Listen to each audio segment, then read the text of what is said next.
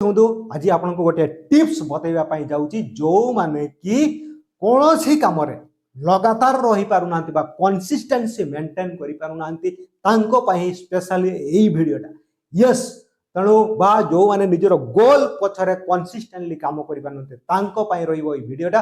ତେଣୁ ଆପଣ କ'ଣ କରିବେ, ଆପଣ ଆରାମସେ ଗୋଟେ ଚୌକି ଉପରେ ବା ଗୋଟିଏ ତଳେ ବସିପାରିବେ ବା ଆପଣ କାନ୍ଥ ସାଇଡ୍ରେ ବସିପାରିବେ ଡେରିକି ବସିଲା ପରେ କ'ଣ କରିବେ ନା ଆପଣଙ୍କ ଜୀବନରେ ଯଦି ଆପଣଙ୍କର ବୟସ ବର୍ତ୍ତମାନ 45 ବର୍ଷ ହେଇଥିବ କି 20 ବର୍ଷ ହେଇଥିବ ଆପଣ ବସିବେ, ବସିକି ଏଇ ଗାଲ ଏବଂ ଏଇ ହାତକୁ ଏମିତି ରଖିବେ। ୟେସ୍ ଆପଣ ରଖିବେ, ইয়ার ପୋଜିସନ୍ ଏଇ ଯୋଉ ଗାଲ ଏବଂ ହାତର ପୋଜିସନ୍ କ'ଣ ଆପଣ ଦେଖିକି ରଖିକି ଦେଖନ୍ତୁ, ଦେଖିବେ ଆପଣଙ୍କୁ ସଡନଲି ଦୁଃଖ ଆସିବ, ନେଗେଟିଭ ଇମୋସନ୍ ଆସିବ, ନେଗେଟିଭିଟି ଆସିଯିବ।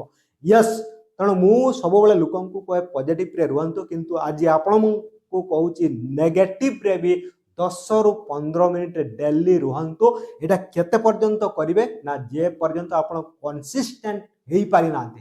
ୟେସ୍ ତେଣୁ କ'ଣ କରିବେ, ଆପଣ କାନ୍ଥ ସାଇଡ୍ରେ ବସିଯିବେ, ବସି ଯାଇକି ଆପଣ ଗୋଡ଼ ଲମ୍ବେଇକି ବି ବସିପାରନ୍ତି। ୟେସ୍ ତାପରେ କ'ଣ କରିବେ, ପୁରା ଏମିତି ଦୁଃଖରେ ହଜିଯିବେ, ବହୁତ ଦୁଃଖରେ ଆପଣଙ୍କର ଜୀବନରେ କାହିଁ ନା କାହିଁ ମଣିଷ ହିସାବରେ କେବେ ନା କେବେ ଏମିତି ବହୁତ ବଡ଼ ଧରଣର ନେଗେଟିଭ ଇମୋସନ୍ ଥିବ, ବହୁତ ବଡ଼ ଦୁଃଖ ଥିବ, ତାକୁ ଆପଣ ଭିଜୁଆଲାଇଜ୍ କରିବେ ଏବଂ ତାକୁ ନଟ୍ ଓନ୍ଲି ଭିଜୁଆଲାଇଜ୍ କରିବେ, ତାକୁ ତା ଭିତରେ ଆପଣଙ୍କର ସେ ଫିଲିଙ୍ଗସକୁ ପଳେଇବେ, ସେ ଫିଲିଙ୍ଗ, ସେ ସିଚୁଏସନ୍, ସେଇ ଦୁଃଖ, ସେଇ ଅନହ୍ୟାପି, ସେଇ ସାଡନେସ୍, ସେଇ କାନ୍ଦ, ସେଇ ଲୁହ ତାକୁ ଇମାଜିନ୍ କରିବେ ଏବଂ ତା ଭିତରେ ହଜିଯିବେ। ଯଦି ପାଷ୍ଟରେ କୌଣସି ଦୁଃଖ ଆପଣଙ୍କର ନାହିଁ, ଆପଣ ଗୋଟେ ଇମାଜିନ୍ କରନ୍ତୁ ଆପଣ ଯୋଉ ଗୋଲ ପଛରେ କାମ କରୁଛନ୍ତି ଏବଂ ତାର କନସିଷ୍ଟେନ୍ସି ମେଣ୍ଟେନ୍ କରିପାରୁନାହାନ୍ତି, ତାର ରେଜଲ୍ଟ ଆଗାମୀ 5 ବର୍ଷ, 10 ବର୍ଷ, 3 ବର୍ଷ, 15 ବର୍ଷ, 20 ବର୍ଷ ଯାହା ବି ଆପଣ ଯେହେତୁ ଏବେ ଆପଣଙ୍କର ଗୋଲ ପଛରେ କରୁନାହାନ୍ତି କାମ ଏବଂ ସେଥିରେ ଫେଲ୍ ହେଉଛନ୍ତି ଏବଂ ଆଗାମୀ କିଛି ଦିନ ପରେ ଆପଣଙ୍କୁ ଯୋଉ ଦୁଃଖ ମିଳିବ, ଯୋଉ ତାଚ୍ଛଲ୍ୟ ମିଳିବ, ଯୋଉ ଅସମ୍ମାନ ମିଳିବ ତାକୁ ମଧ୍ୟ ଆପଣ ଭିଜୁଆଲାଇଜ୍ କରିପାରିବେ ଏବଂ ଭିଜୁଆଲାଇଜ୍ କରନ୍ତୁ ଇଭେନ୍ ଆପଣଙ୍କୁ କାନ୍ଦ ଆସିଯିବା ପର୍ଯ୍ୟନ୍ତ। ୟେସ୍ ଆପଣ କିଛି ଦିନ କରନ୍ତୁ, ଦେଖିବେ ଆପଣ ବହୁତ ଇମୋସନାଲ ହେଇଯିବେ। এইটা କ'ଣ ନା এইটা ହେଉଛି ଆପଣଙ୍କ ଜୀବନର ପେନ୍ ପଏଣ୍ଟ। କ'ଣ କହିଲି, এইଟା ହେଉଛି ଆପଣଙ୍କ ଜୀବନର ପେନ୍ ପଏଣ୍ଟ।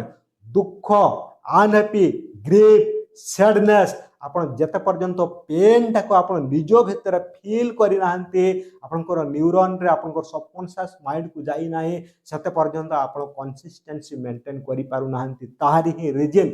ତେଣୁ ଆପଣ ଏଇଟା କରନ୍ତୁ, ଦେଖିବେ ମୁଁ କହିଦେଉଛି 14 ରୁ 20-21 ଦିନ ମଧ୍ୟରେ ଆପଣ କନସିଷ୍ଟେନ୍ସିରେ ରହିବା ଡେଫିନାଇଟଲି ଷ୍ଟାର୍ଟ କରିଦିଅନ୍ତୁ। ତା ପୂର୍ବରୁ କେହି ମୋତେ କମେଣ୍ଟ କରିବେ ନାହିଁ। ଆପଣମାନେ ଏହାକୁ 20-21 ଦିନ କଲା ପରେ ଆପଣ ଆସିକି ମୋତେ କହିବେ ସାର୍ ମୁଁ କନସିଷ୍ଟେନ୍ସିରେ ରହିପାରିଛି ନା ନାହିଁ। ସହ ଦର୍ଶକ ବନ୍ଧୁ ଆଜିର ଭିଡ଼ିଓ ଏଇଠି ରଖିବା, ଆଉ ଗୋଟେ ଭିଡ଼ିଓରେ ଦେଖା ହେବ। ସେତେ ପର୍ଯ୍ୟନ୍ତ ନମସ୍କାର। Be energetic and be active.